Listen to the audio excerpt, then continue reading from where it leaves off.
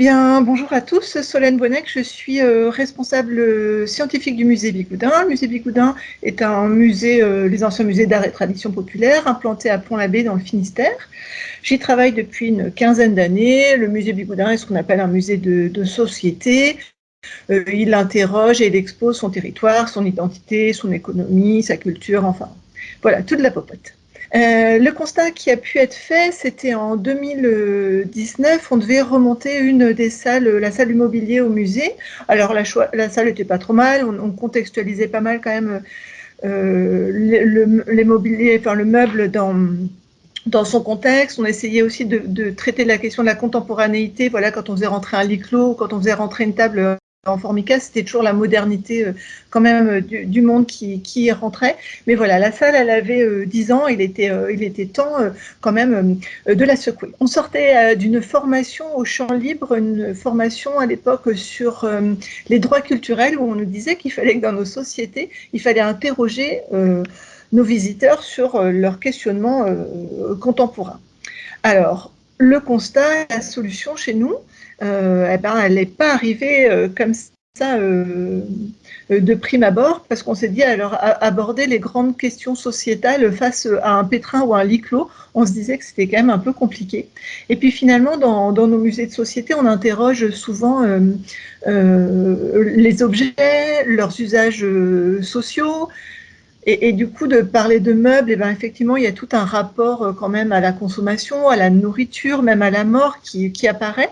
Et on s'est dit que finalement, des usages sociaux d'aujourd'hui questionnaient les usages sociaux d'hier, pardon, questionnaient facilement nos usages aujourd'hui. Et là, ben voilà, on arrive à trouver le lien qui pourrait nous permettre de renouveler cette salle dédié au mobilier. Et donc, je vous propose une petite visite rapide dans cette salle-là, sur ce petit projet absolument sans prétention.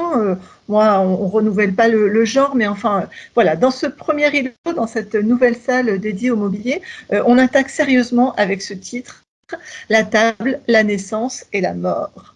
En effet, on est face à une table du musée, mais la table n'est pas simplement un endroit où l'on mange, vous le savez, c'est un endroit aussi où on donnait naissance, c'est un endroit où on installait aussi les morts. Et là, on évoque effectivement la mort comme un lieu assez commun finalement dans la société traditionnelle jusqu'à la guerre de 14 et plus largement jusqu'à la guerre de 39-45 dans le Finistère peut-être. C'était un lieu de solidarité.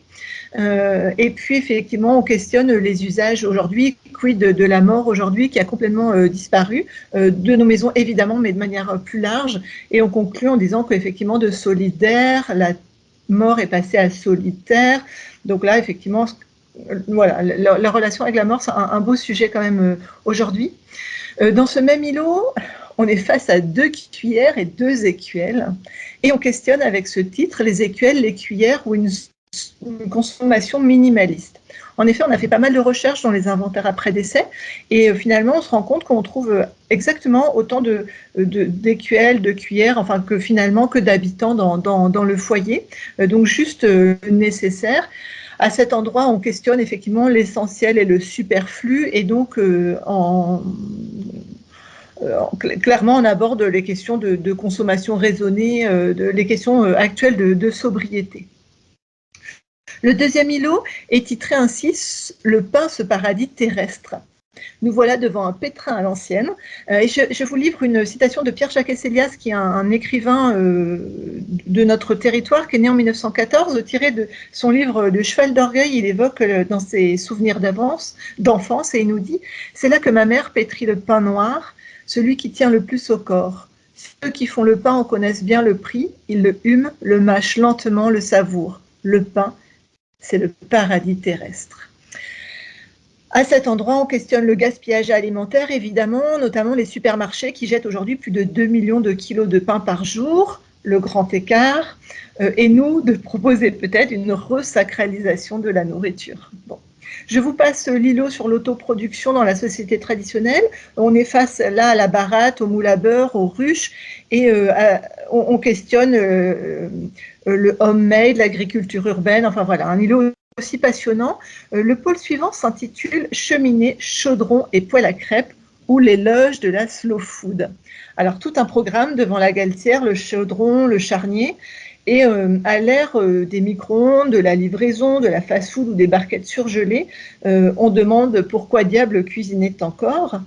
Et là, évidemment, nous évoquons la question de la malbouffe. Vous connaissez là encore l'histoire. On évoque le retour en grâce du fait maison aujourd'hui, mais on évoque aussi, par exemple, dans les usages contemporains, l'inquiétante disparition des tables dans les jeunes foyers. Voilà, dans plein de jeunes foyers, il n'y a plus de table aujourd'hui. Pour terminer, le dernier îlot que j'apprécie particulièrement, qui titre « Vie communautaire contre desserrement familial ». Nous voilà devant un lit clos du 19e siècle, avec le principe d'une pièce unique, où on va avoir différents lits clos, le couple parental, les fillettes peut-être avec leur grand-mère, et un second avec peut-être les petits garçons et peut-être le grand-père s'il n'est pas en très bonne santé. Donc évidemment, cette idée du foyer familial classique a aujourd'hui complètement volé en éclats. Néanmoins, dans les usages contemporains, on se dit que quand même combien de familles en T1 dans les grandes agglomérations aujourd'hui déploient des matelas la nuit venue. Alors j'en arrive à ma conclusion. On l'a titré La mondialisation 4.0 et la société traditionnelle, une société qui finalement était pour le moins respectueuse de son environnement. Alors elle le faisait par nécessité, mais on le fait aujourd'hui peut-être par choix, mais est-ce que demain cela restera possible? Alors le bilan de cette salle-là, donc c'est une salle qui, aujourd'hui le musée est fermé, mais c'est une salle qui est restée en place 3 ans. On a un temps de visite beaucoup plus important dans cette salle-là, on a beaucoup plus de dialogue qui est emmené avec le personnel du musée. On a des retours très engagés dans le livre d'or, une énorme majorité qui trouvait hyper chouette ce positionnement, mais aussi quelques rares visiteurs qui sont quand même très mécontents, qui nous disent que ces commentaires sur la société actuelle n'ont absolument pas leur place dans un musée. Et puis, je vous disais quand même des gens qui sont très contents d'avoir en fait, qui nous disent un vrai plaisir de voir à un moment donné un engagement à une époque où dire dérange. D'autres gens qui nous disent qu'on a un des textes très engagés, mais que ça leur fait du bien. Voilà. Donc aujourd'hui, le musée Bigoudin est fermé pour travaux jusqu'en moins de 2026.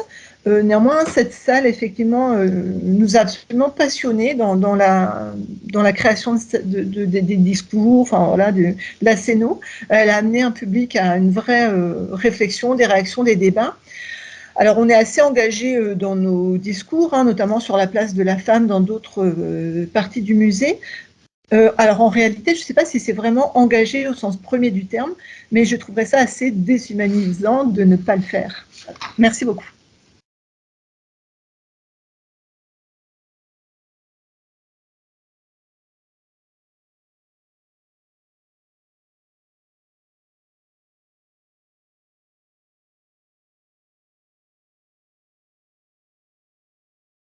Directeur général de la Société coopérative d'intérêt collectif OCRA, installée dans une ancienne usine d'ocre. Cette coopérative est en délégation de service public de la commune de Roussillon.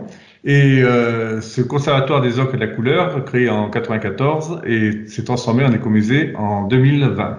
L'objectif, c'était vraiment, à partir d'une friche industrielle, de pouvoir s'ouvrir au grand public et aux professionnels pour développer un centre de ressources et de compétences sur les matériaux de la couleur. Donc, en 30 ans, en fait, nos 30 ans cette année, on a reçu 800 000 visiteurs, 10 000 stagiaires et 16 écoles scientifiques du CNRS. Et le constat que l'on fait, c'est que par ces programmations culturelles et l'organisation d'écoles scientifiques interdisciplinaires du CNRS, OCRA a pu, sur 30 ans, observer l'état des recherches, la demande sociale et l'évolution des pratiques dans tous les domaines de la couleur. La couleur étant donné qui est un sujet totalement transdisciplinaire et multidisciplinaire, qui interroge l'histoire, la science, la physique, la chimie, l'évolution sociale, et en même temps aussi bien dans le domaine du grand public que dans le domaine de la recherche. Par rapport aux expériences menées au projet, l'exposition multisensorielle lumière, couleur, chaleur est une transposition, un glissement de ce que l'on appelle dans le domaine des couleurs lumière, matière, perception. Donc c'est un peu un pas de côté qui propose à partir des collections, c'est-à-dire les nuanciers, on a des milliers de nuanciers, des actes des colloques scientifiques, on en a 16, les bibliothèques couleurs et aussi toutes les ressources des coopérateurs d'OCRA, de revisiter le rôle que peuvent jouer les matériaux de la couleur, notamment dans la lutte contre le réchauffement climatique. Et donc, tout l'enjeu, c'est d'interroger la créativité humaine en recensant les initiatives et les innovations qui agiront dans ce sens sur nos pratiques, nos modes de vie et notamment dans l'habitat. Et on s'aperçoit que ce soit le grand public qui subit ou que ce soit les chercheurs, voire les industriels, aujourd'hui, cette grande thématique de l'évolution du réchauffement climatique et de la transition écologique interroge l'ensemble des éléments de la société. Par rapport au bilan et aux perspectives de cette approche, pour nous, c'est vraiment un premier pas pour associer les artistes, les scientifiques, les artisans, les industriels et le grand public dans cette démarche. Nous sommes un site de visite de grand public et en même temps un lieu de réflexion pour pouvoir présenter ces différentes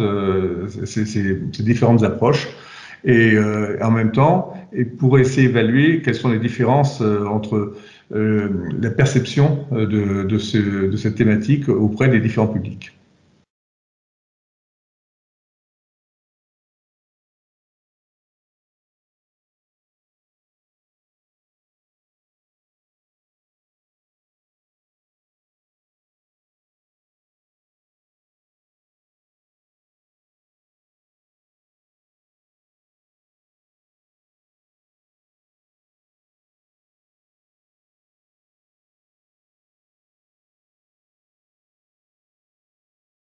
Eh bien, bonjour à tous. Je me présente. Je suis Estelle Comte. Je suis la directrice de l'écomusée de la Bresse bourguignonne. Pour ceux qui ne connaissent pas l'écomusée est une association, loi 1901, qui possède le label Musée de France depuis sa création, depuis 2002, notamment. La Bresse bourguignonne, pour ceux qui ne situent pas géographiquement, est située entre le Jura et la vallée de la Saône. C'est vrai que dans l'imaginaire collectif, la Bresse est plutôt liée à Bourg-en-Bresse et à la région Rhône-Alpes-Auvergne, mais sachez qu'il y a une partie de la Bresse qui se trouve aussi en Bourgogne. L'écomusée est donc une structure vieille de 40 ans et il y a quelques années, maintenant il y a 3 ans exactement, nous nous sommes lancés dans la réécriture d'un nouveau projet d'établissement avec la question que se posent, je pense, de nombreux écomusées et de nombreux musées d'art et tradition populaire, à savoir quel sens a notre structure sur les territoires sur lesquels on se trouve, quel sens a la collection aujourd'hui, et notamment auprès de populations qui n'est plus du tout familière des objets que nous avons en collection. Je pense notamment, par exemple, on a des grosses collections en lien avec les patrimoines agricoles d'antan, des collections de charrues, des collections de rabots, qui sont souvent un peu muets, parce que certes, nous avons toutes les typologies d'objets, on va dire leurs usages, leur utilité, leur fonctionnement sont aujourd'hui méconnus. Et autant, il y a 40 ans, ces objets parlaient encore aux visiteurs, parce que souvent, ils les avaient vus en fonctionnement ou ils les avaient même utilisés eux-mêmes dans leur jeune temps. Aujourd'hui, les jeunes générations se détachent complètement de nos collections et leur utilité et l'utilité de les conserver n'est pas toujours évidente. Donc en fait, dans notre projet d'établissement, on a voulu très clairement reposer la question de la légitimité de notre collection et plus globalement la légitimité en fait de notre structure sur notre territoire. Il faut savoir que la Bresse bourguignonne est un territoire très rural, avec des pratiques culturelles qui lui sont propres et avec parfois aussi peut-être une difficulté à faire comprendre en fait le rôle de l'écomusée et notamment le faire comprendre aux collectivités qui nous subventionnent. Dans le cadre du projet d'établissement, on a pu bénéficier d'une étude de 2 ethnologues financés par la DRAC Bourgogne-Franche-Comté, donc menée par Noël Barbe et Nayeli Palomo, qui s'est un peu penchée sur la manière dont les collections pouvaient être réinterprétées au regard du rôle que s'était donné l'écomusée aujourd'hui. L'Écomusée a vraiment voulu s'inscrire dans le temps présent et se dire qu'il devait être une structure voilà, au service de son territoire et au service du temps présent, et comment cette collection pouvait être au service du temps présent. Et nous avons proposé un concept en fait un peu différent de peut-être ce qui est fait habituellement, où on va dire on a une vision du temps et des chronologies dans les collections qui peut être très linéaire, avec l'ambition souvent des musées d'avoir tous les exemplaires voilà, de type de rabot, de type de charrue, alors que là, dans le projet d'établissement, on a proposé une conception en fait du temps qu'on a dit plus plié. C'est-à-dire qu'en fait, les collections d'autrefois ne prennent du sens que si on les met en regard de situations actuelles. Et par exemple, dans notre politique d'acquisition, l'idée, c'était d'acquérir des objets uniquement s'ils avaient la capacité à faire écho à des situations actuelles ou à manifester des changements ou des continuités dans les périodes. C'est-à-dire qu'il ne s'agissait plus d'acquérir le contemporain simplement pour compléter une chronologie, mais d'acquérir peut-être du contemporain dans le but de le faire refléter, de refléter des changements ou des modifications en lien avec les collections d'autrefois. Et je vais donner un exemple tout simple. Par exemple, nous avons des grosses collections d'armoires Bressan dans nos collections, et l'idée, c'était peut-être dans la politique d'acquisition d'acquérir par exemple un meuble Ikea qui, placé à côté de l'armoire Bressan, va permettre aux visiteurs d'avoir une vraie réflexion sur son temps présent et peut-être sur l'obsolescence programmée des objets, sur l'ameublement des maisons qui n'est plus du tout le même, la solidité des objets qui n'est plus du tout le même. Donc vous voyez cette idée de prévoir de concevoir le temps comme quelque chose qui se plie et qui se répond toujours et le passé répond toujours plus ou moins au présent. Un des autres critères qu'on a voulu mettre dans notre politique d'acquisition, c'est aussi la capacité peut-être de l'objet à produire ce qu'on appelle une économie de l'attention, c'est-à-dire à sa capacité à attirer le public, à susciter sa curiosité, voire même à l'émouvoir. Et pour reprendre l'exemple de la collection d'armoires Bressan, pour donner un exemple un peu contraire, il était, via cet argument-là, peu intéressant d'acquérir une énième armoire Bressan, même si stylistiquement elle était différente des autres. Par contre, acquérir une armoire Ikea va sans doute faire plus réagir le visiteur qui n'aura pas l'habitude de voir une armoire Ikea dans un musée, et de la positionner à côté de l'armoire Bressan peut peut-être plus provoquer une attention chez lui. Donc on va dire que c'est les deux critères que nous avons voulu mettre en place dans notre politique d'acquisition. C'est qu'on acquiert un objet toujours pour poser une réflexion sur le temps présent et comment il peut être reflété et comment il peut être lié avec ces objets du passé, ou alors toujours acquérir un objet avec l'idée en tête qu'il doit provoquer quelque chose chez le visiteur et qu'il doit attirer son attention, à minima sa curiosité, et sinon peut-être même son émotion. Donc voilà comment nous avons voilà, essayé de redonner du sens à cette immense collection d'art et tradition populaire que nous avons et qui a le mérite voilà, d'être encore utile pour les enjeux sociétaux de notre territoire et j'imagine plus largement en France.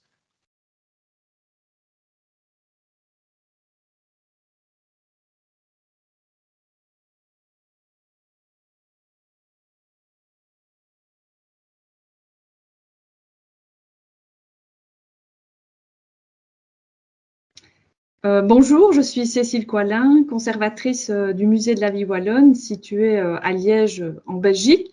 Je m'occupe de la gestion du département des collections qui sont très hétéroclites, diversifiées tant d'un point de vue thématique que volumétrique.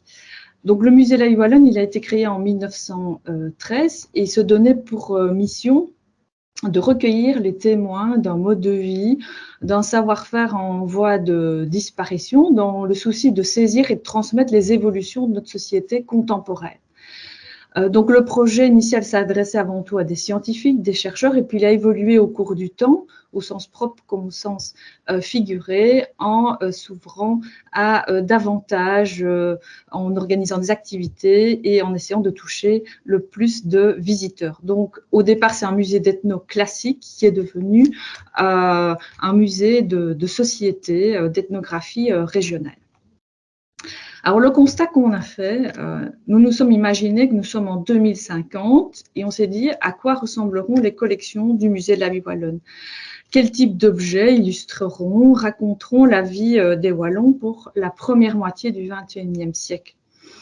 Et le constat, c'est qu'il faut absolument assurer cette mémoire, la mémoire de notre société de consommation, de son évolution, de ses questionnements, mais aussi des réponses qui sont apportées pour évoluer vers une économie plus durable.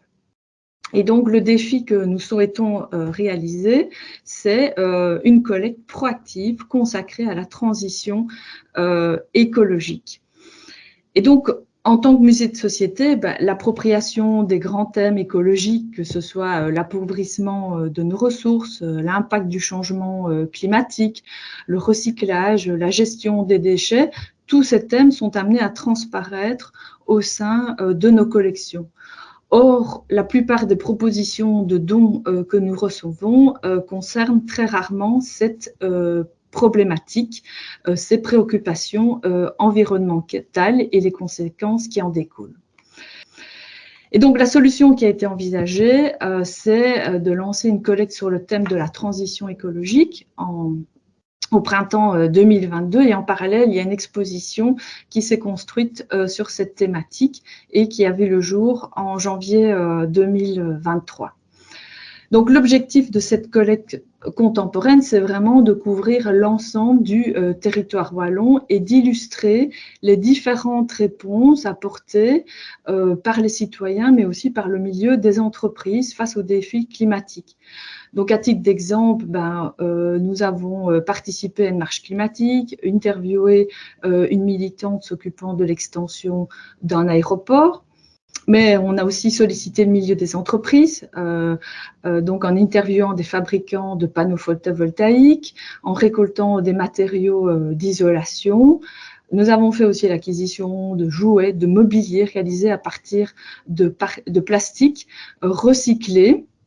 Donc, tout cela toujours dans le but d'illustrer des nouvelles démarches et façons de récupérer, recycler. Alors, on essaie aussi d'aborder un autre aspect, c'est tout le problème de la gestion des déchets, l'utilisation massive du plastique, les productions en lien avec le tout jetable, qui sont toute une série de comportements dont on a des difficultés à se défaire. Et puis, il y a un autre aspect qui est également abordé, c'est tout ce qui concerne le réemploi, l'upcycling, que ce soit avec des objets anciens, dont faisaient usage nos grands-parents, mais aussi dans le domaine du textile ou encore l'émergence de nouveaux lieux comme les Repair Cafés qui constituent une approche pertinente pour notre collecte. Alors, le bilan et les perspectives, en peu moins de 2 années, on a récolté 150 items sur cette thématique au sens large. Donc, cette collecte, elle est matérielle, mais aussi immatérielle, puisqu'il y a des reportages photos, vidéos, mais aussi des interviews qui sont réalisées dans le but de documenter un objet, une pratique ou un processus de fabrication. Donc, cette collecte, elle reflète des initiatives citoyennes, mais aussi des actions, par exemple, menées par des entreprises pour préserver la biodiversité, des nouvelles gestions dans les carrières, ou aussi le retour à des pratiques anciennes comme l'exploitation du charbon de bois, l'upcycling dans le domaine de la haute couture. Alors, il y a bien sûr tout le volet zéro déchet, zéro waste, qui n'a pas été omis avec l'émergence de nouvelles pratiques. Et enfin, il y a aussi la valorisation de petits métiers comme celui de cordonnier qui est mise en avant. Donc, cette conscience que nous avons de vivre des moments historiques avec la transition écologique, mais aussi avec toutes les conséquences que cela amène, comme les inondations en juillet 2021, cette volonté de documenter, ça constitue une des missions du musée de la vie wallonne. Et donc, notre institution garde cette ambition d'interroger le présent, de chercher des items que nous voulons transmettre aux générations futures, de les sélectionner et bien entendu de les pérenniser dans la mesure des moyens qui sont mis à notre disposition. Donc, tous ces témoignages, ils sont le reflet de l'interaction de l'homme et de son milieu. Et donc, on souhaite poursuivre cette collecte. Voilà, je vous remercie pour votre attention.